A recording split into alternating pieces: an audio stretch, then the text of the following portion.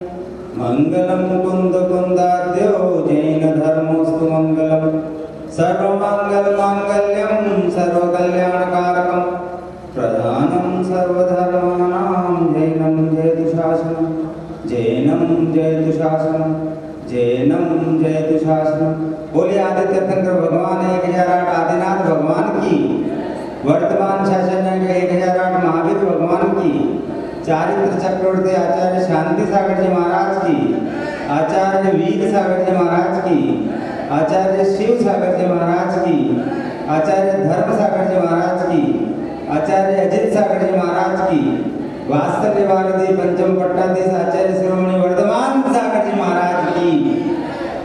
सम्मानित महानुभाव, माताओं बहनों, उदयपुर का सकल दिगंबर जैन समाज का केंद्रीय स्थल, जिसे हम हृदय स्थल भी कह दें तो अतिशयोक्ति नहीं होगी। यहाँ पूर्वाचार्यों आचार्य शिव सागर जी, आचार्य धर्म सागर जी, आचार्य अजित सागर जी महाराज साहब का प्रवास एवं चातुर्मास रहा। आचार्य वर्धमान सागर जी गुरुदेव का भी चातुर्मास एवं प्रवास रहा और पुनः वह घड़ी आ गई है जिसे हमें दोहराना है।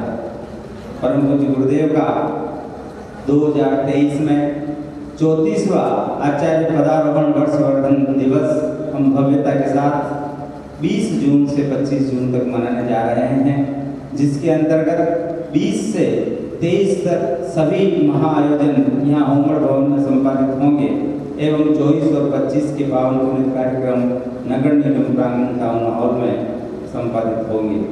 यह पावन पवित्र भूमि जो हमारे पूर्वाचार्यों के रज से पवित्र हुई, यह अपने आप में एक स्वर्णिम इतिहास समेटे हुए हैं। कई यादें संजय हुए हैं, कई ऐसी विलक्षण अतिशय यहाँ हो चुके हैं जिन्हें हम आत्मसात कर चुके हैं। बोलो परम पूज्य आचार्य शिव सागर जी महाराज की, बोलो परम पूज्य आचार्य धर्म सागर जी महाराज की, बोलो परम पूज्य आचार्य श्री अजित सागर जी महाराज की, बोलिए पंचम पट्टाधीश पंचम पट्टाधीश आचार्य छोटे वर्धमान सागर जी महाराज की, समस्त मुनि संघ की जय।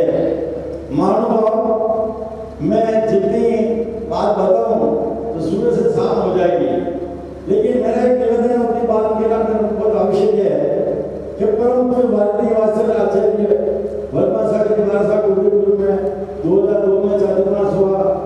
उनके पूर्व करानों में भी आपका पढ़ाना हुआ, लेकिन संयोग ये हुआ उस समय चातुर्मास नहीं हुआ, लेकिन क्रॉस हुआ। उनके बाद हम वापिस आगे साधना भी गए। आचार्य श्री के बाद 1967 से लेकर के निरंतर इस उमड़ भवन से जुड़ा हुआ हूँ।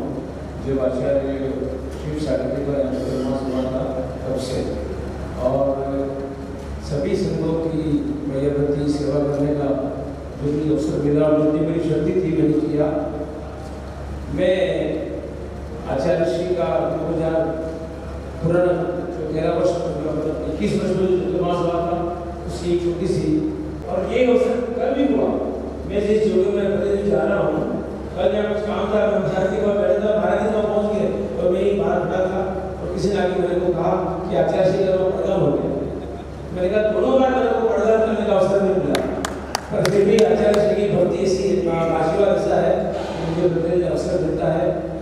और मैंने आचार्य श्री को उसके पूर्व भी दर्शन किए थे और हम सब तब से जुड़े हुए हैं जब से आचार्य श्री का आचार्य पदारोहण हुआ। मैं आचार्य श्री का जब पहले आचार्य पद मिला था 516 में,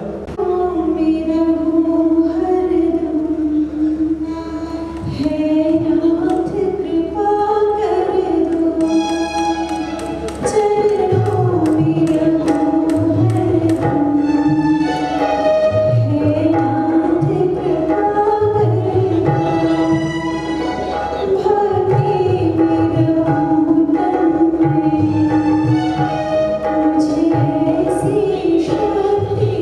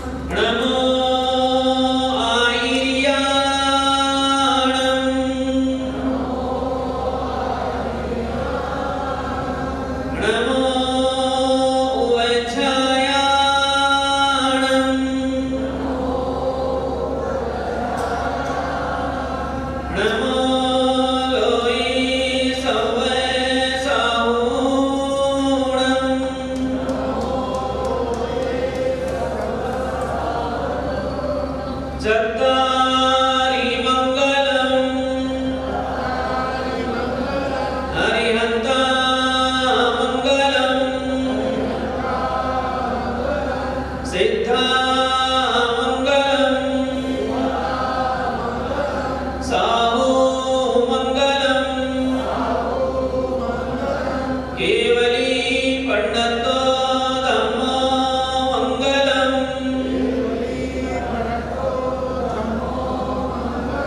चत्वारि लोकोत्तमा अरिहन्ता लोकोत्तमा सिद्धा लोकोत्तमा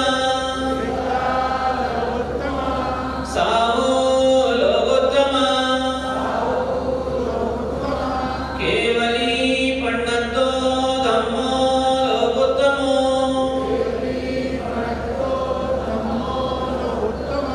चत्वारि शरणं प्रपश्यामि अरिहन्ते शरणं प्रपश्यामि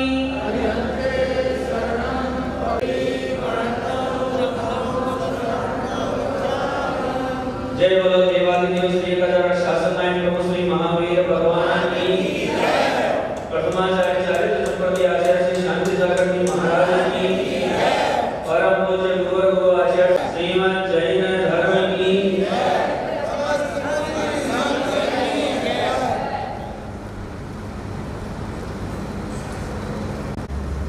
भाव विभोर थी, संस्कारों से पवित्र थी और आज्ञा में तल्लीन थी। एक दिन रात को अपने बिस्तर पर सो गई।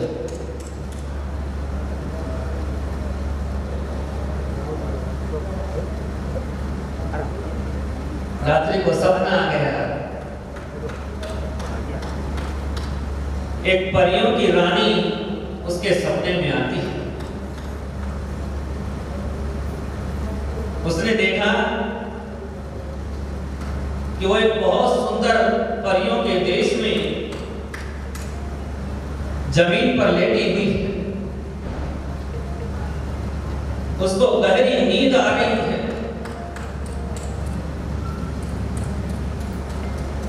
और इतनी गहरी नींद आई कि सूर्य उदय हो गया। उदय होने के बाद, नींद खुलने के बाद सूरज आसमान पर चढ़ चुका था और पेट में जौनों की भूख लग रही थी। बच्ची तो थी, भूख सहन नहीं हुई तो रोने लग गई। बहुत जोर जोर से रो रही है, दोनों आंखों पे हाथ लगा रखे हैं, पानी को पोंछती है, लेकिन पेट में चूहे कूद रहे हैं। थोड़ी देर बाद उसको पीछे से आवाज आती है, आओ मेरे पास आओ, मैं तुम्हें भोजन कराती हूं। वो एकदम से पीछे मुड़ के देखती है तो उसने देखा कि उसके पीछे परियों की रानी खड़ी है और उसके हाथ में सुंदर भोजन का थाल है। ये कहानी बच्चों की किताब की है, लेकिन अपने बहुत काम की है। वो परियों की रानी उसको कहते कि आओ मेरे पास आओ, मैं तुम्हें अपनी गोद में बिठा करके भोजन कराती हूं। वो लड़की खड़ी होती है, खड़ी होकर के और परियों की रानी की तरफ बढ़ती है। 10 कदम, 20 कदम, 50 कदम चल रही है, लेकिन वो रानी तक पहुंच नहीं पा रही है। परियों की रानी उसको बोलती है, दौड़ो, तुम दौड़कर मेरे पास आओ। उसने पूरी ताकत लगा दी, पूरी शक्ति लगा दी, जितनी शक्ति थी उतनी शक्ति से वो दौड़ी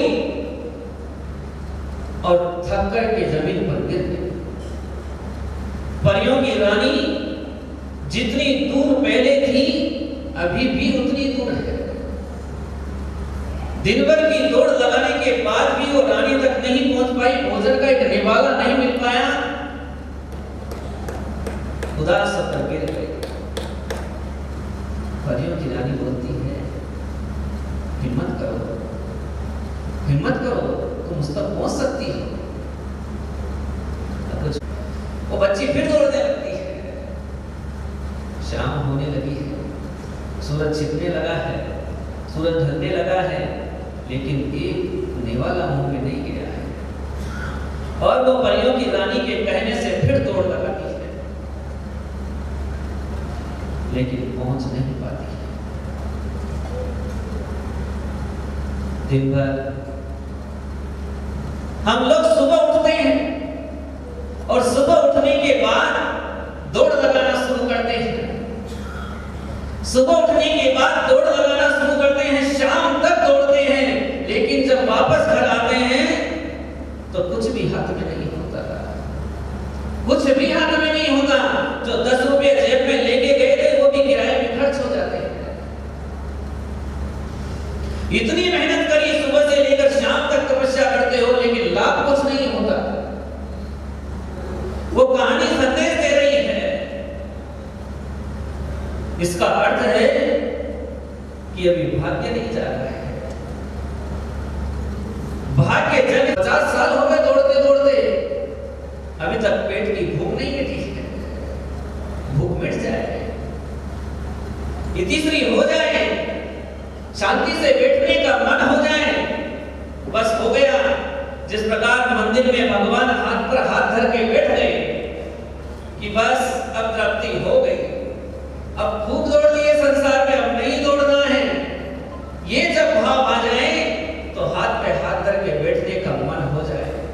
लेकिन हमारी दौड़ ही खत्म नहीं हो रही है, तृष्णाएं बुझ ही नहीं रही है, प्यास मिट ही नहीं रही है, दिन पे दिन बढ़ती जा रही है। जब तक प्यास नहीं मिटेगी तब तक दौड़ चालू रहेगी। और हम लोग सोचते हैं जो जितना अधिक पहाड़ दौड़ा वो उतना अधिक प्यासा हो गया, और जो जितना अपने नजदीक आ गया, स्वयं को पा गया, उसकी प्यास मिट गई। चक्रवर्ती का नाम सुना, 6 खंड पर विजय प्राप्त कर लेता है, 6 खंड पर। लेकिन 6 खंड पर विजय प्राप्त करने के बाद भी दिल में चैन नहीं है, भीतर में सुकून नहीं है, भीतर में सुख नहीं है, अशांति ही अशांति है।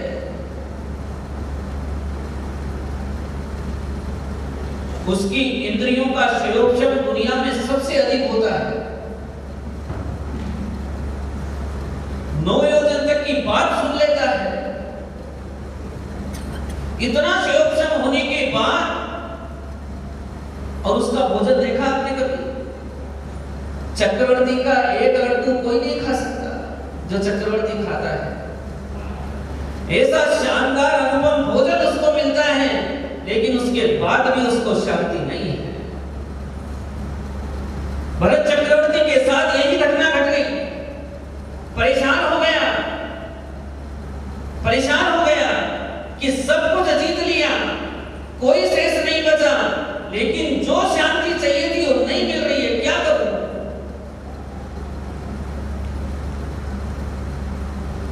भगवान के समोषण में चला गया।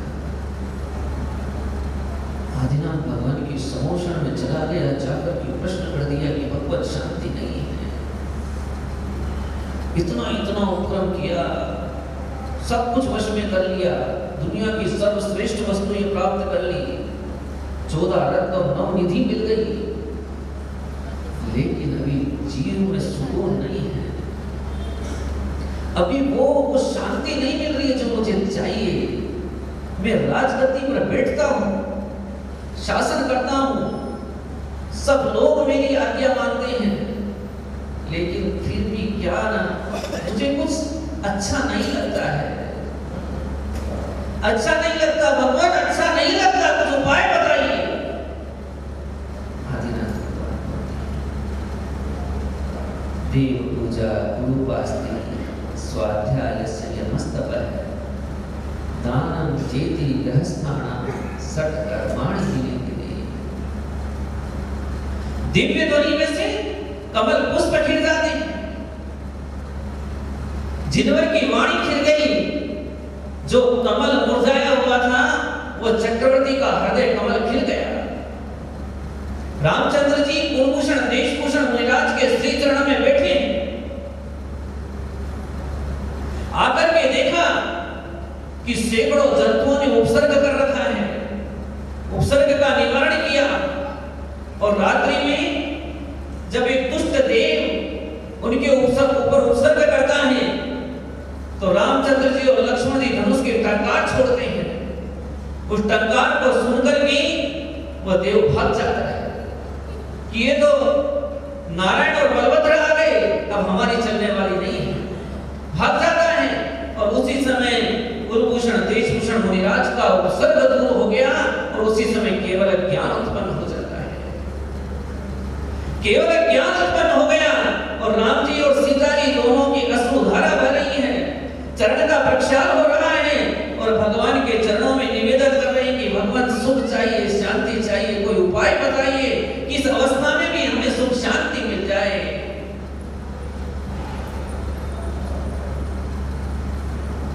केवल ज्ञान उत्पन्न हो गया, असंख्यात देवी देवता खड़े हैं, दुनिया भर की संपत्ति श्री राम के चरणों में आकर पड़ गई है। सारे देवता लोग उनको नमस्कार कर रहे हैं कि आपने कितना बड़ा उपसर्ग दूर कर दिया कि भगवान को केवल ज्ञान उत्पन्न हो गया है, कुछ ले लो। सारे देवता लोग किंकर बन के रामचंद्र जी से याचना कर रहे हैं कि आज मांग लो हमसे, जो कुछ मांगो हम दे देंगे। लेकिन रामचंद्र जी बोल रहे हैं कि नहीं, मुझे तो सुख चाहिए, शांति चाहिए। दर दर घूमने वाले, मन मन घूमने वाले, नगर नगर घूमने वाले श्री रामचंद्र जी बोल रहे हैं कि मुझे शांति चाहिए। अयोध्या का राज सिंहासन छोड़ दिया। आप लोगों को तो मालूम है कि राज सिंहासन छोड़ा तो कैकेयी ने कहा कि मेरे भरत को राज्य दो, राम को वनवास दो, यही मालूम है ना। लेकिन आचार्य रविशेन महाराज कहते हैं, क्या कहते हैं, बड़ी बहुत अच्छी बात कही उन्होंने। देखो, जैन शासन में कभी भी विपरीत बात नहीं लिखी जाती, यथातथ्य जो है वैसा का वैसा निरूपण किया जाता है। गलत है तो गलत को भी लिखा जाएगा, सही है तो सही को भी लिखा जाएगा। ये नहीं कि गलत है तो सही करके लिख दिया जाए, ये जैन शासन की रीत नहीं है। जैन शासन की रीत ये है, जो घटना जैसी घटी है उस घटना को वैसे ही लिखना। वहां पर लिखा है कि रामचंद्र जी के जब राज्याभिषेक की घोषणा हो गई तो कैकेयी के दिल में प्रश्न खड़ा हो गया, यदि रामचंद्र जी को राज्य हो गया तो दुनिया का सबसे बड़ा आश्चर्य हो गया। ये अयोध्या, ये 12 योजन की अयोध्या सुखी हो जाएगी, पवित्र हो जाएगी। ये राम राज्य अपनी सानी छोड़ेगा, तब उसको अपने पुत्र के प्रति मोह उत्पन्न हो जाता है। उसको राम राज्य के प्रति वैराग्यता ऐसी बात नहीं है, राम राज्य के प्रति उसको कोई दुर्भाव था ऐसी बात नहीं है। वो नहीं चाहती थी कि राम जी का राज्याभिषेक हो, ऐसी बात नहीं है। वो तो चाहती थी कि राम जी का राज्याभिषेक हो, लेकिन उसको अपने पुत्र के प्रति मोह हो गया कि ये भरत जो है ये वैरागी हो रहा है, ये तो दीक्षा लेने के लिए जा रहा है, इसको दीक्षा से रोकना चाहिए, क्योंकि मेरे जीवन का सहारा तो यही है, मेरा राजपुत्र तो यही है। यदि मेरा पुत्र दीक्षा ले लेगा तो मैं किसके सहारे से जीऊंगी। भरत को वैराग्य से रोकना होगा और उसका उपाय है कि भरत को राजा बना दिया जाए, भरत को राज्याभिषेक किया जाए। कैकेयी ने कहीं नहीं कहा कि श्री राम जी का राज्याभिषेक नहीं है। उसने बस इतना कहा कि मेरे भरत को वैराग्य से रोक लिया जाए, अभी तो सुकुमार है, छोटा है, जो राजमहल में पड़ा है, राजमहल में पला बड़ा है, जिसने कभी सरसों का दाना भी जिसको नहीं छुआ है, जिसने सूर्य की रोशनी अपनी आंख से नहीं देखी है, जिसने दीपक का प्रकाश भी कभी सहन नहीं किया है, ऐसा सुकुमार भरत कैसे वन वन घूमेगा।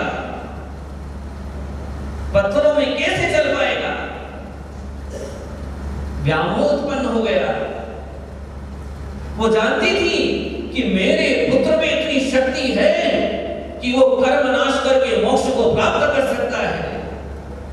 केकई सामान्य महिला नहीं थी। केकई उस समय की नारियों में सबसे सर्वश्रेष्ठ नारी थी। रविशंकर महाराज जी ने, आचार्य देव ने जब केकई का जीवन वृत्त लिखा, पूरे रामचंद्र जी के जीवन चरित्र में केकई का जैसा जीवन वृत्त लिखा, ऐसा किसी महिला का नहीं लिखा। संपूर्ण कलाओं में जो निपुण थी और जो व्यक्ति की चेष्टाओं को देख करके भाग जाती थी कि यह व्यक्ति कैसा है, आग की पुतली के उठने के इशारे से जान जाती थी कि इसके अंदर के भीतर के भाव कैसे हैं, ऐसी केकई क्या अपने भरत पुत्र को नहीं जानती। उसको मालूम पड़ गया कि ये वैरागी है, वैराग्य लेके जाएगा, इसलिए इसको रोकना चाहिए। आपके पुत्र को वैराग्य हो जाए तो क्या करते हो? क्या करते हो? हाँ जी, आपके पुत्र को वैराग्य हो जाए तो आप क्या करते हैं? उसको डांटते हैं। फिर डांटने से 1-2 दिन रुक गया तो फिर उसको या तो किसी धंधे में लगा देते हैं कुछ कार्य करके कि अभी तो 1-2 साल तो एक काम कर ले, फिर ले लेना। मना थोड़ी कर रहे हैं दीक्षा लेने के लिए, लेकिन 1-2 साल तो कर लेना, फिर तो बड़ा हो जाएगा, फिर ले लेना। मना नहीं कर रहे हैं तो फंस जाता बेचारा। बोले माता पिता तो कह रहे हैं कि ले लेना, चलो इनकी बात मान लेता हूँ 2 साल। दशरथ से जाकर के प्रार्थना कर दी कि मेरे भरत को राज्याभिषेक किया जाए। दशरथ जी को भी वैराग्य हो गया। दशरथ जी को वैराग्य हो गया था, इसलिए वो राज्याभिषेक करके जाना चाहते थे कि मैं राम को राज्य दूं और मैं जंगल में जाऊं। अब पिता को भी वैराग्य और पुत्र को भी वैराग्य है। वैराग्य होने के बाद भी दशरथ जी भरत को समझाते हैं, अभी तेरी छोटी उम्र है, तू क्यों वन में जाना चाहता है? तू वन के दुख कैसे निकालेगा? भरत जी उसको कहते हैं, सिंह का बच्चा छोटा होता है, लेकिन आपके गुण मुझ में विद्यमान हैं। जिस प्रकार आप कर्म को नाश करने के लिए तत्पर हैं, उस प्रकार मैं भी कर्म को नाश करके मोक्ष जाने के लिए तत्पर हूं। मैं नहीं रहूंगा संसार में।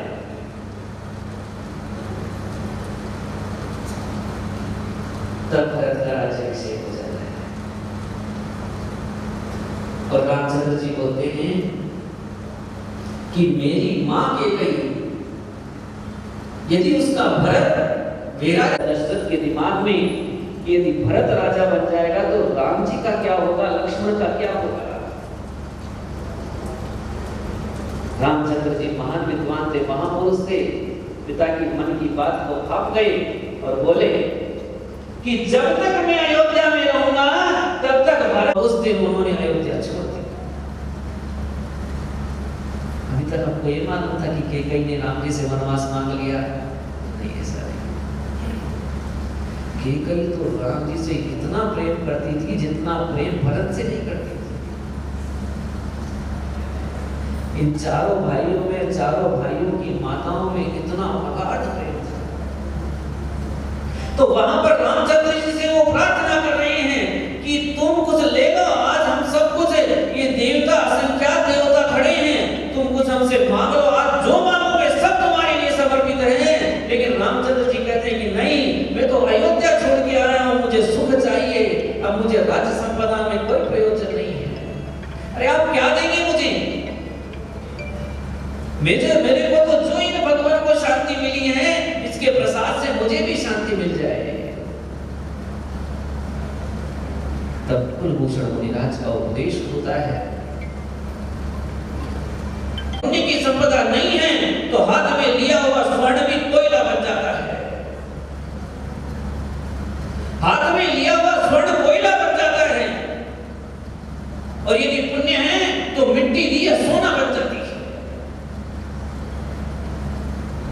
सोमा सती को उसकी मां ने कूड़े में डाल करके काला नाग दिया था कि इसको डस लेगा, इसकी यही लीला समाप्त हो जाएगी, इसका मर जाना अच्छा है, क्योंकि ये रोज जिनालय में जाती है, जिनेंद्र भगवान के दर्शन करती है। मुझे इष्ट नहीं है कि ये जैन के मंदिर में जाए। इसलिए इसका मरना अच्छा है। और जाकर के एक नाग खरीद लाई जिसके डसने मात्र से मर जाएगी, बचेगी नहीं। लेकिन पुण्य रूपी संपदा इतनी इकट्ठी कर ली कि जब उस नाग को उसमें से निकाला तो फूलों का हाथ निकला। ये पुण्य रूपी संपदा का फल है। वो लड़की संबोधन कर रही है कि मेरे पास पुण्य नहीं है, इसलिए मुझे भोजन करने को नहीं मिल रहा है।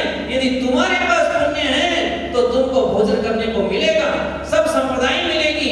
इसलिए पूरा पुरुषार्थ करके पुण्य को ग्रहण करने का, पुण्य उपार्जन का ही प्रयास करो, बाकी सब काम छोड़ दो। एक व्यक्ति होता है जो फोन करता है और फोन करने के बाद में शांति से बैठ जाता है, उसके बैंक में तो 5 लाख रुपए आ जाते हैं, फोन पे काम चल जाता है उसका। और एक व्यक्ति होता है सुबह 6 बजे जाता है, एक हाथ में हथौड़ा लेता है, एक हाथ में चीनी लेता है और सुबह बैठता चौपाल पे जाकर कोई व्यक्ति लेके जाता है, 5 बजे तक नौकरी करता है और शाम को पेट भरने लायक साधन मिलता है। पूरे दिन भर मेहनत करी लेकिन लाभ तुच्छ हुआ, और उधर थोड़ी सी मेहनत करी और लाभ अपार हो गया। ये कैसे हो गया? ये विज्ञान क्या है? ये विशिष्ट ज्ञान उस व्यक्ति को कहां से आ गया? उसकी बुद्धि में, उसके सम्यक ज्ञान में ये बात कहां से आ गई कि उसको थोड़ा सा पुरुषार्थ करने पर अतुल लाभ मिलता है और ये बहुत सारा पुरुषार्थ करता है तो बहुत कम लाभ मिलता है। आपका साइंस तो कहेगा जो ज्यादा पुरुषार्थ करता है उसको ज्यादा मिलेगा, जो कम पुरुषार्थ करता है उसको कम मिलेगा। लेकिन इधर उल्टा हो रहा है, उल्टा हो रहा है। वो अकृत पुण्य को एक सेठ जी ने एक घड़ा भर करके सोने की मोहरें दे दी और हाथ में जैसे अकृत पुण्य ने ली तो कोयला बन गई। वो सेठ जी को बोलता है कि आप तो मुझ जैसे दरिद्र व्यक्ति पर, दरिद्र व्यक्ति का उपहास करते हुए थोड़ा तो सोचना चाहिए। सेठ जी बोलते मैंने उपहास नहीं किया है, मैंने तो तुझे रत्न दिए हैं, आपने रत्न दिए, देखिए ये कोयला आपने मुझे दिया है, क्या कोयला खा के मेरा जीवन निकलेगा? सेठ जी बोलते अल्लाह वापस। सेठ जी को बात समझ में आ गई कि पुण्य नहीं है इसके खाते में, ये पुण्यहीन है, इसको पुण्य चाहिए। सेठ जी उससे वापस लेते हैं, जैसे ही वापस लेते हैं हाथ में तो वापस से स्वर्ण मुद्रा बन जाती है, वापस से स्वर्ण मुद्रा बन जाती। क्यों बन गई? क्योंकि ये पुण्यवान है। मैंने कल भी कहा था कि एक लोटिया पानी यदि जिनमत के मानने वाले के हाथ में चला जाता है तो पानी अमृत हो जाता है, और यदि वही लोटिया पानी की किसी आमिष भोजी, मांस भोजी के हाथ में चली जाती है तो वो विष बन जाता है। ये अमृत और विष क्या है? पुण्य पाप है। आप तो पुण्यवान हैं कि आपको जैन कुल में जन्म मिला है, दुनिया का सबसे बड़ा कुल, और आप उन तीर्थंकर की आराधना करते हैं जो स्वयं तो सुखी हैं लेकिन आपको भी अपने समान सुखी बनाते हैं। यदि इस दुनिया में कोई ऐसा देव है तो अरिहंत देव है जो अपने समान आपको अपने जैसा बना लेता है। बाकी सब कहते हैं कि मेरा शिष्य बनो, मेरा शिष्य बनो, लेकिन तुमको भगवान मतलब स्वयं जैसा बनाने की कोई प्रेरणा नहीं देता। लेकिन मात्र अरिहंत देव, तब भीतर दीप जलेगा, तब भीतर भक्ति उठेगी, और तब जिस पत्थर को हाथ लगाओगे वो पत्थर सोना हो जाएगा। आपके पास तो वो रत्न है, पारसमणि जैसा रत्न। पारसमणि किसको बोलते हैं मालूम? किसको बोलते हैं? हाँ जी, किसी को मालूम पारसमणि किसको बोलते हैं? हाँ क्या जी? जो लोहे को सोना बना दे, है ना, पारसमणि उसको बोलते हैं ना। आपने देखी कभी? नहीं देखी, सुना ही सुना है ना। ये वो पारसमणि है जो कंकर को भगवान बना देता है, यही वो पारसमणि है जो लोहे को सोना बनाता है, और दूसरा पारसमणि नहीं है। यही वो कामधेनु गाय है। अरे आपके पास तो पारसमणि है, फिर क्यों नहीं सोना बन जाते हो? एक हमने भगवान की पूजा का नियम ले लिया कि हे जिनेंद्र देव, मैं आपके इस चरण की रज को अपने मस्तक पर धारण करके ये संकल्प लेता हूं कि जब तक आपकी पूजा पूरी नहीं हो जाती तब तक मैं इस स्थान को नहीं छोड़ूंगा, तब तक मैं हिंसा, झूठ, चोरी, कुशील और जितना परिग्रह मेरे पास है इसको छोड़ करके शेष परिग्रह का त्याग करता हूं। यह संकल्प करके और इन जिनेंद्र भगवान के सामने पूजा करने बैठ गया। आपके देव की सामर्थ्य देखना, पूजा करने बैठ गया और उधर उसके घर पे उसके इकलौते पुत्र को सांप ने डस लिया, जहर चढ़ गया। पत्नी ने बोला कि जाओ सेठ जी को बुला लाओ, बेटा मर रहा है, यदि कोई उपाय हो तो बचा लेंगे, बचा लेंगे। एक बार गया व्यक्ति बुलाने, सेठ जी ने कोई उत्तर नहीं दिया। दूसरी बार गया तो धनंजय कवि ने कोई उत्तर नहीं दिया। तीसरी बार गया तो भी कोई उत्तर नहीं दिया। जाके सेठानी को बोला, वो तो बोलते नहीं है, वो तो मौन हो गए, भगवान की पूजा में तल्लीन है। बेटा मर गया, मर गया बेटा, घोषणा कर दी लोगों ने, गया, प्राण निकल गया इसका, अब कोई उपाय नहीं है, शरीर हरा हो चुका है, मुंह से पानी निकल चुका है, अब तो गया। सेठानी को गुस्सा आ गया, उठाया बेटे को और ले जाकर के पतिदेव की चौकी पर ले जाकर इसको पटक दिया कि तुम्हारे भगवान की पूजा का फल है कि ये तुम्हारा बेटा मर गया। यदि पूजा छोड़ देते और घर आकर के वेच्ची को दिखा देते तो तुम्हारा कुल दीपक जिंदा हो जाता। तुम्हारे भगवान की सामर्थ्य देखना कि उसकी सामर्थ्य कितनी है। कवि ने एक शब्द नहीं बोला, अपनी पूजा करता रहा, क्योंकि उसने नियम लिया था कि जब तक आपकी पूजा करूंगा, जब पूजा पूर्ण नहीं हो जाती तब तक इस स्थान को नहीं छोड़ूंगा, मन वचन काय को एकाग्र करके पूजा करता रहूंगा। नियम में प्रतिबद्ध था और जैसे ही उनकी पूजा पूरी होती है और वो बालक जो अभी मर गया था, जिसकी नाड़ी चलना बंद हो गई थी, जिसके मुंह से झाग आ गई थी, जिसका शरीर काला पड़ चुका था, उसका शरीर वापस पूर्णवत हो गया और स्वस्थ होकर के खड़ा हो गया। ये तुम्हारे देव की सामर्थ्य है। हम किस देव की पूजा करना चाहते हैं? पधारिए, हमारे घर भोजन कीजिए। ये सामर्थ्य इनकी है कि इनकी है? ये सामर्थ्य इस धर्म की है। यदि इन्होंने ये धर्म नहीं पाला होता तो कोई भी इनको बुला करके, कोई भी इनको आदर पूर्वक बुला करके आहार नहीं देता, कोई नहीं पूछता। लेकिन ये सामर्थ्य तुम्हारे देव में है, जिन्होंने इनको इतनी सामर्थ्य दे दी, इतनी प्रभुता दे दी कि जब ये मुद्रा बना के निकलते हैं तब आप करोड़पति, अरबपति, दुनिया के सेठ लोग इनके चरणों में नजर झुका देते हैं, अपना सर्वस्व अर्पण कर देते हैं। हमारे पास क्या है पता? कपड़ा है, मकान है, पुत्र है, पुत्री है, कोई गाने बजाने वाला है, हमारे पीछे कोई रोने वाला है, कोई नहीं है ना। लेकिन इतना बड़ा महल बना करके हमको रखते हो, फिर भी जिसका कोई नहीं है उसको तुम इतने बड़े महल में रखते हो। और अभी हम जाने की तैयारी करें तो चारों तरफ यहाँ लेट जाते हो कि नहीं जाने देंगे, यही रहो, यही रहो, यही रहो। ये कौन दे रहा है?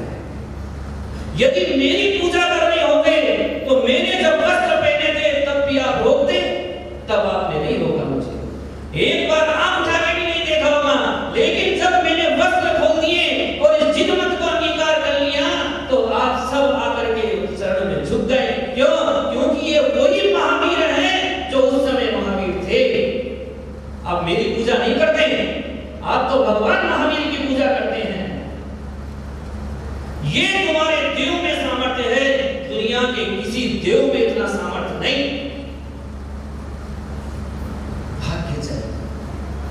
पुण्य बढ़ाना होगा और पुण्य बढ़ाने के लिए देव पूजा है, और देव पूजा के लिए एक आवश्यक कर्म है। एक प्रश्न आया था बच्चे का, बच्चा थोड़ी ज्यादा उम्र वाला है, भाई हमारे को तो आज्ञा दी है कि आपके सामने जो रहते हैं वो सब बच्चे ही हैं। तो बच्चा बड़ी उम्र वाला है। बड़ी उम्र वाले बच्चे ने प्रश्न किया था कि तिलक क्यों लगाना चाहिए, तिलक लगाने से क्या होता है, ये तिलक क्या चीज है। ये एक बच्चे का प्रश्न, उम्र ज्यादा है। अब क्या कहा भगवान ने, देव पूजा करेगा। और देव पूजा का प्रारंभ कब होता है, जिनमत के सारे साथ उठा के देखना कि देव पूजा का प्रारंभ भगवान की चरण रज को मस्तक पर लगाने से होता है। जब यह व्यक्ति भगवान के मंदिर में जाता है तो वहां से उस केसर चंदन की कटोरी में से तिलक लेकर के भगवान के अंगूठे पर स्पर्श करके, ताकि उनकी चरण रज मेरे मस्तक पर आ जाए, मेरा जीवन पवित्र हो जाए, उस भाव से उस केसर का तिलक अपने माथे पर लगाता है। तो यह पुण्य की शुरुआत उस तिलक से होती है। इसलिए उस तिलक की आवश्यकता है कि तिलक लगाए बिना आप देव पूजा नहीं कर सकते। आपकी पहचान किससे है? आपको कोई देख ले और देख करके आपको कौन कह देगा कि ये जैन है कि अजैन है, कि क्षत्रिय है कि वैश्य है कि शूद्र है, क्या है? कोई बता सकता है? ये तो मेरे कपड़े नहीं, इसलिए आप मेरे बोल देते भगवान मालिक आई आई हैं। आपको मैं जानता हूँ कि ये वो हैं, ये वो हैं, ये वो हैं, तो मैं जानता हूँ ये जैन हिंदी, जिसको नहीं जानते कैसे पहचान करेंगे? हैं? तिलक यानी 3 प्रकार का होगा, यानी भाग्य। 3 प्रकार के भाग्य को जो जगाता है उसे तिलक कहते हैं। हमें दर्शन किया है, एक अंग में दिया प्रभावना अंग। प्रभावना अंग सबसे सरल अंग है, लेकिन हम लोगों ने प्रभावना अंग को इतना कठिन बना दिया कि जब कोई करोड़ों रुपए खर्च करे तो जिन धर्म की प्रभावना होती है नहीं। जिन धर्म की प्रभावना पैसा खर्च करने से नहीं होती, जिन धर्म की प्रभावना इस तिलक को मस्तक पर धारण करने से होती है। आप बोलते ना माउथ पब्लिसिटी, ये तिलक पब्लिसिटी है। कैसे होती है? कि जब आप इस तिलक को मस्तक पर लगा करके निकलते हैं। आप कितने लोग हैं? यदि एक कॉलोनी में 5000 लोग रहते हैं, उसमें से जिनमत को मानने वाले कितने हैं? 500, राइट। अब वो 500 व्यक्ति में से एक व्यक्ति रोज तिलक लगा के निकलता है, तो बाकी जो 4500 लोग हैं वो उस तिलक को देख करके बोलते हैं कि ये जैनी है, ये जैनी है, ये रात्रि में भोजन नहीं करता है, ये अच्छा पानी नहीं पीता है, ये नित्य देव दर्शन करता है। ये जैनत्व के नियम उस व्यक्ति के दिमाग में आपके तिलक को देखने से आ जाते हैं, और वही जिन धर्म की असली प्रभावना है। अब वो 50 साल बाद भी जब वो तिलक देखेगा किसी के माथे पर, तब उसको याद आ जाएगा कि ये जैनी का बच्चा है। और जैनी का बच्चा इसका मतलब ये सात्विक है, ये धर्मात्मा है, ये पूज्य है, ये पाप नहीं करता है। ये सारे गुण उसके दिमाग में अपने आप आ जाते हैं। तो ये पीढ़ी दर पीढ़ी जो प्रभावना है, ये एक तिलक को धारण करने से हो जाती है। इसको बोलते 3 छत्र के आकार का तिलक। आपने सुना नहीं होगा ना, पहली बार सुन रहे हैं, पढ़ते नहीं हो ना, इसलिए यदि जिन शास्त्र पढ़े होते तो आपको मालूम होता। अभी सिर्फ एक ही तिलक चलता है अपने यहाँ पे। ये क्यों चलता है ये भी बताऊंगा अभी आपको। दूसरा कहा धर्म चक्र के आकार का तिलक। धर्म चक्र का चिंतन करके चक्र के आकार का गोल तिलक अपने मस्तक पर धारण करना, जैसे महिलाएं करती है ना। भगवान के समर्षण में कौन ज्यादा होता है, कि महिला की पुरुष? महिला होती है ना, क्योंकि उनको भाव रहता है कि हे भगवान, जिस प्रकार से ये धर्म चक्र आपके द्वारा प्रतिपादित हो रहा है, उसी प्रकार हम भी इस धर्म चक्र को प्रतिपादित करें, ऐसा पुण्य हमको अर्जन हो। इसलिए वो ऐसा तिलक लगाती है। इसलिए उनकी संख्या उस धर्म चक्र के आयोजन में बढ़ जाती है। तीसरा तिलक दिया अर्ध चक्र के आकार का तिलक। जैसे अष्टमी के चंद्रमा का आकार आधा होता है, जैसे पांडुशिला का आकार अर्ध चंद्रमा वाला होता है, वैसा ही अपने मस्तक पर तिलक बनाना। ये अर्ध चक्र वाला अर्ध चंद्राकार तिलक है।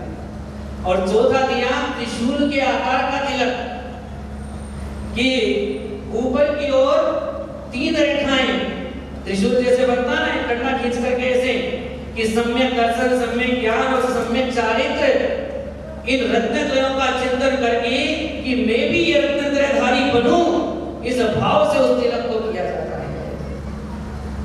और पांचवा दिया मान स्तंभ के आकार का तिलक, कि हे भगवान, जिस प्रकार से मानियों का मान भंग होकर के वो आपके चरणों की रज को अपने मस्तक में लगाता है, हमेशा आपको अपने हृदय में धारण करता है और आत्म कल्याण को प्राप्त हो जाता है, उस भाव से मैं इस मान स्तंभ रूपी तिलक को अपने मस्तक पर धारण करता हूं। तो वो इस प्रकार से मान स्तंभ के तिलक को धारण करता है। और एक दिया सिंह पीठ या सिंहासन के आकार का तिलक, कि मेरे प्रभु सिंहासन पर विराजमान होते हैं, तो मेरे मस्तक पर ये हमेशा विराजमान रहे, इसलिए सिंहासन के जैसा तिलक अपने मस्तक पर धारण करता है। ये 6 प्रकार के तिलक की बात जैन मत में अधिमत यहाँ के बड़े काम की चीज है। और यदि कोई ब्राह्मण है तो क्या मान स्तंभ के आकार का तिलक और सिंह पीठ का तिलक और छत्राकार तिलक, उसके लिए 3 तिलक की व्यवस्था दी गई। कि ब्राह्मण है तो मान स्तंभ का तिलक, मान स्तंभ कैसा होता है, ऐसा, ये मान स्तंभ है, ये मान स्तंभ का तिलक, सिंह पीठ यानी सिंहासन जैसा, और छत्राकार यानी 3 छत्र वाला। फिर तीसरा वेश्यों के लिए, अपन सब वेश्य ना, तो अपने लिए क्या व्यवस्था, मान स्तंभ के आकार का तिलक और छत्राकार का तिलक। अब ये 3 जो है ब्राह्मण, क्षत्रिय और वैश्य, ये 3 मुनि बन सकते हैं, मुनि बन सकते हैं, ये 3 इस लिंग को धारण कर सकते हैं। इसलिए क्या कहा, इनके लिए एक जैसी व्यवस्था दी गई कि जो छत्रत्रय के आकार का तिलक है, ये तीनों ही धारण कर सकते हैं, चाहे ब्राह्मण, चाहे क्षत्रिय, चाहे वैश्य। तो अपन जो ये तिलक धारण करते हैं मस्तक पर तिलक वाला, जिसको क्या बोलते हैं, मान स्तंभ के आकार का तिलक होता है, कि मेरा मान गलित हो जाए, मैं समाज की जाजम पर बैठ करके अहंकार नहीं करूं, झगड़ा नहीं करूं, तू मैं नहीं करूं, इस भाव से मैं इस तिलक को धारण करता हूं कि मैं हमेशा मैत्री भाव को धारण करता रहूं। इसलिए आप ये तिलक माथे पर लगाते हैं, और माथे पर तिलक लगाने के बाद यदि तू मैं करते हैं, समाज की जाजम पे झगड़ा करते हैं, तो क्या होता है, क्या लगेगा आपको? अभी पुण्य बढ़ाने की बात की जा रही है, अपनी कोठी भरने की बात की जा रही है, कि पहले इतना पुण्य अर्जन कर लो कि आप दिन रात लुटाओ तो भी खत्म नहीं हो। पुण्य की संपदा कभी खत्म नहीं होती, पुण्य खत्म हो जाए तो बात अलग, लेकिन जब तक पुण्य विद्यमान है तब तक संपदा खत्म नहीं होती। जब तिलक लगा है तो आपको याद रहेगा कि मैं अब मंदिर में आ चुका हूं, मैं यहाँ पर क्रोध नहीं करूंगा, झगड़ा नहीं करूंगा, मार नहीं करूंगा, अहंकार नहीं करूंगा, कसाई नहीं करूंगा, सबसे मैत्री भाव रखूंगा। ये आपको ज्ञान हो जाएगा तो फिर समाज में तू नहीं बंद हो जाएगा। अभी बोधी खत्म हो गई, कि करते तो है लेकिन करना क्यों, इसका ज्ञान खत्म हो गया।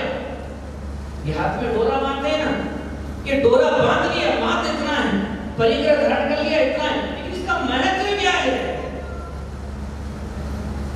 ये महत्व यदि ज्ञान हो जाए तो फिर दिमाग में बात टक टक करती रहती है, मैंने आज गलत किया, मैंने मंदिर में गुस्सा किया, नहीं करना, क्योंकि मैंने ये चिन्ह धारण कर रखा है, ये चिन्ह पहचान है। तो अपने यदि पुण्य को बढ़ाना है तो सबसे पहले अपने मस्तक पर भगवान के श्री चिन्ह मंदिर में आकर के इस तिलक को धारण करना चाहिए। और तिलक धारण करने का अर्थ ही है कि यदि ललाट के स्थान पर तिलक धारण किया है तो अरिहंत भगवान को बिठाया है, 9 जगह स्थापना करने की बात रखी है, तो ललाट पर यदि धारण किया है तो अरिहंत भगवान को बिठाया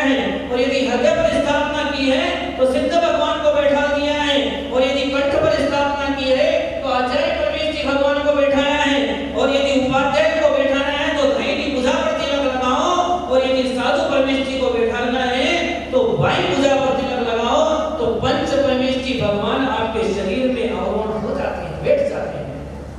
यानी 84 लाख मंत्र आपके इस औदारिक शरीर में अपना प्रभाव देने लगते हैं। ये तिलक का महत्व है। इसलिए रोज मंदिर में आकर के उस चंदन की कटोरी में से अपने माथे पर इस मान स्तंभ रूपी तिलक को धारण करना चाहिए।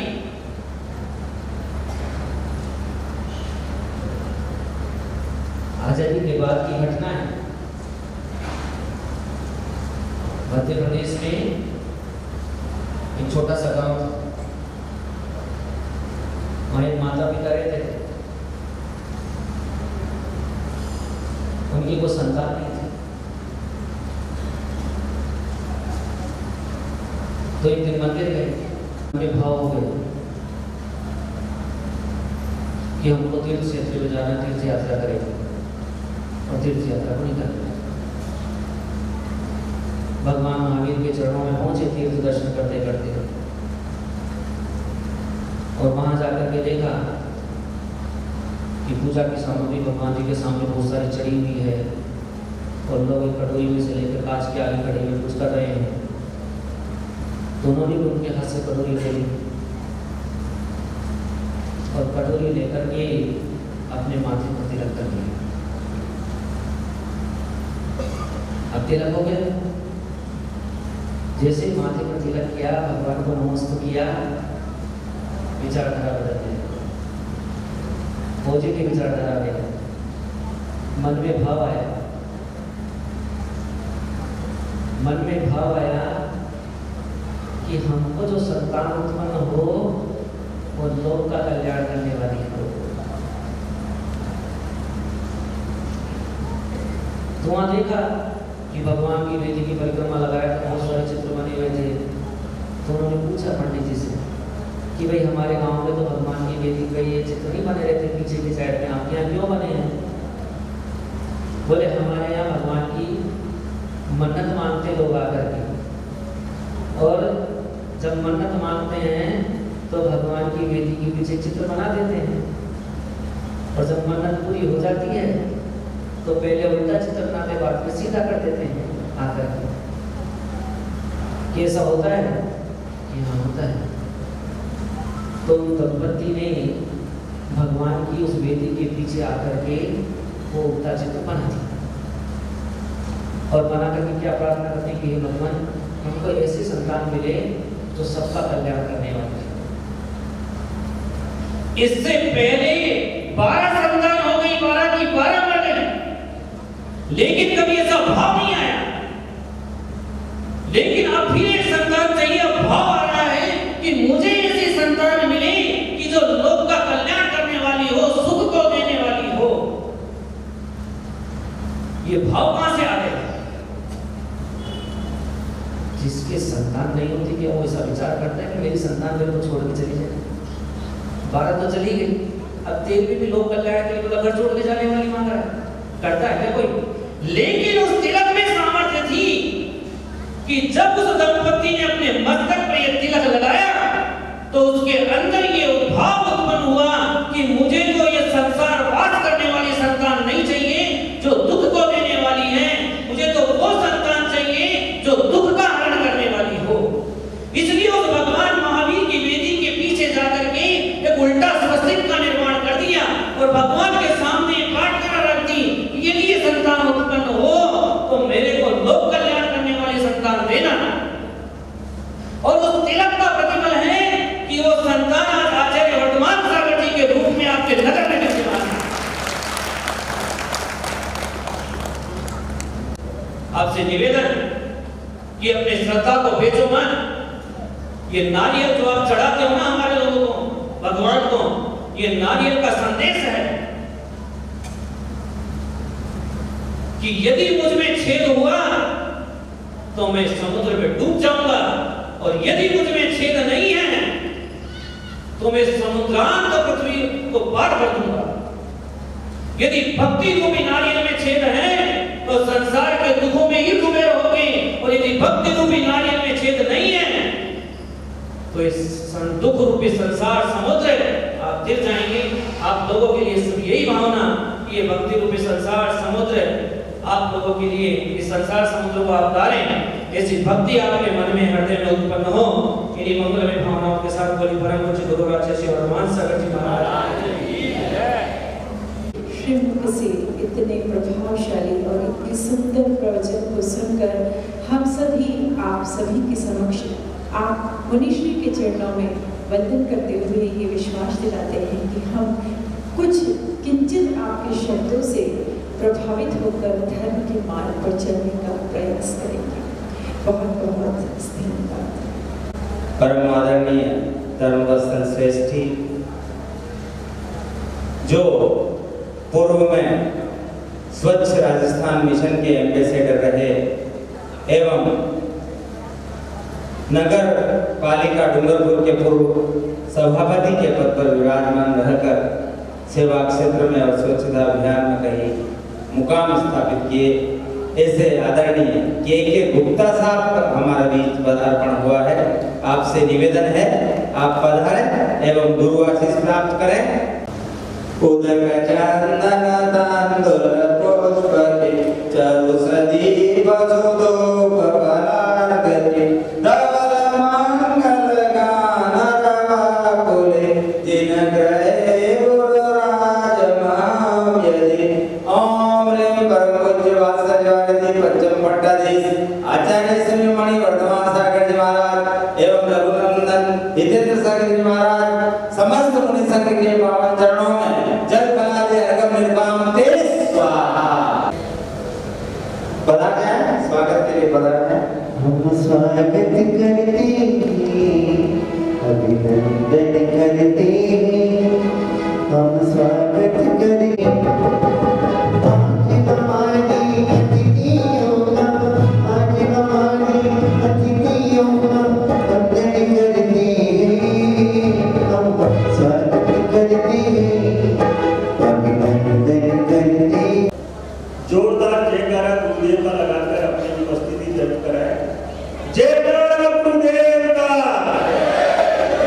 जयकारा गुरुदेव का। इस गुरु सभा में सबसे पहले तो मैं मंच पर विराजमान सभी गुरुदेवों के चरणों में प्रणाम करता हूँ।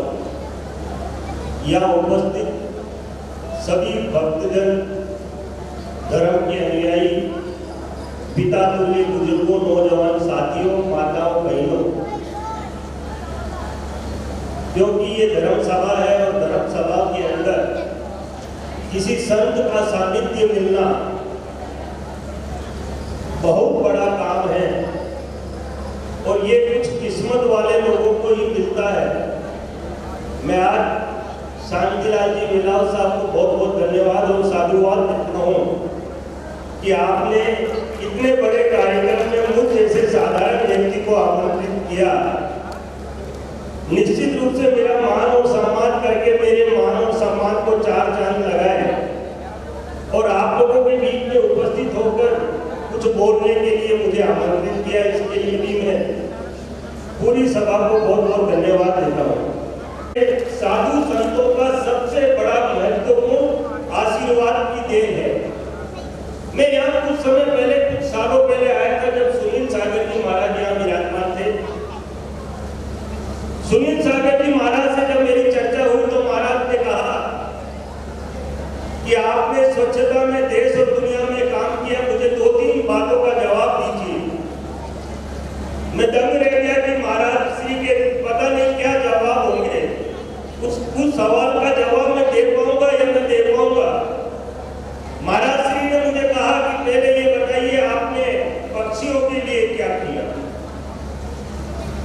मैं, क्योंकि ऐसे क्वेश्चन बहुत कम महाराज पूछते हैं, मैं कहा महाराज श्री मैंने पक्षियों के लिए किया तो बहुत कुछ है, लेकिन आज यहाँ से जाने के बाद एक नया इतिहास बनाऊंगा ये विश्वास दिलाता हूँ।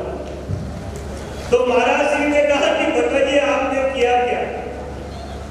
मैंने कहा मैंने मेरे शहर की गौ माता के लिए गौ सेवा का काम किया और केवल गौ माता का सेवा का काम ही नहीं किया।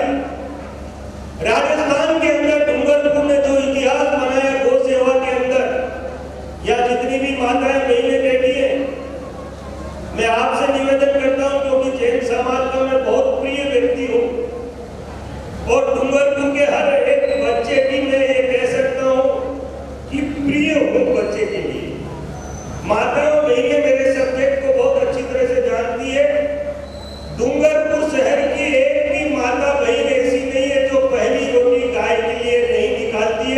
उस शहर का नाम डूंगरपुर है।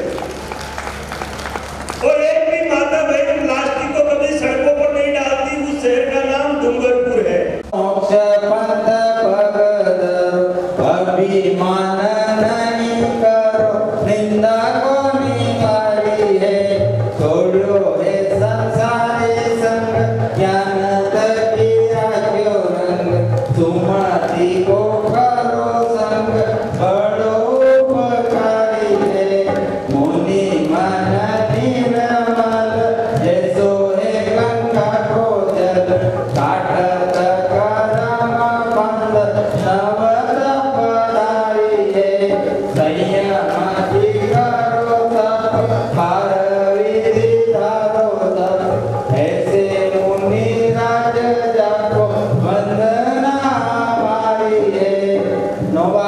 नमोकार। आया पुण्य योग से अवसर आए गुरुवर तेरे द्वार, आया पुण्य योग से अवसर आए गुरुवर तेरे द्वार, अक्षय पुण्य कमाले देकर मुनिवर को आहार, अक्षय पुण्य कमाले देकर मुनिवर को आहार, अरे अक्षय पुण्य कमाले देकर मुनिवर को आहार।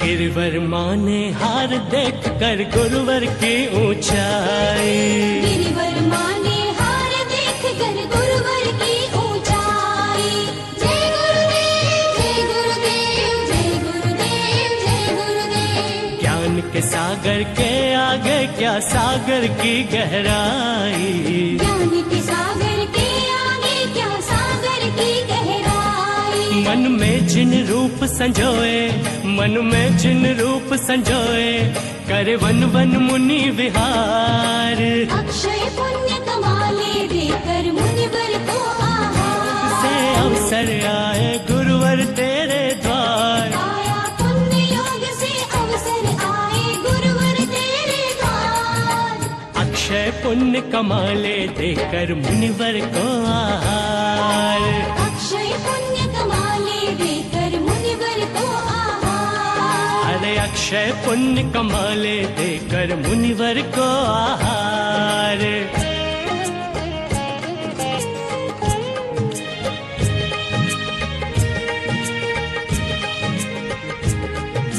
गिरवर माने हार देख कर गुरुवर की ऊंचाई, गिरिवर माने हार देख कर गुरुवर की ऊंचाई, जय गुरुदेव जय गुरुदेव जय गुरुदेव जय गुरुदेव, ज्ञान के सागर के आगे क्या सागर की गहराई, ज्ञान के सागर के आगे क्या सागर की गहराई, मन में जिन रूप संजोए, मन में जिन रूप संजोए, करे वन वन मुनि विहार, अक्षय पुण्य कमाले देकर मुनिवर को आहार, देख कर गुरुवर की ऊंचाई, जय गुरुदेव जय गुरुदेव जय गुरुदेव जय गुरुदेव, ज्ञान के सागर के आगे क्या सागर की गहराई, ज्ञान के सागर के आगे क्या सागर की गहराई, मन में जिन रूप संजोए, मन में जिन रूप संजोए, करे वन वन मुनि विहार, अक्षय पुण्य कमाले देकर मुनिवर को आहार। जय हिंद, जय मेवाड़। प्लीज मेरे YouTube चैनल को सब्सक्राइब जरूर करें।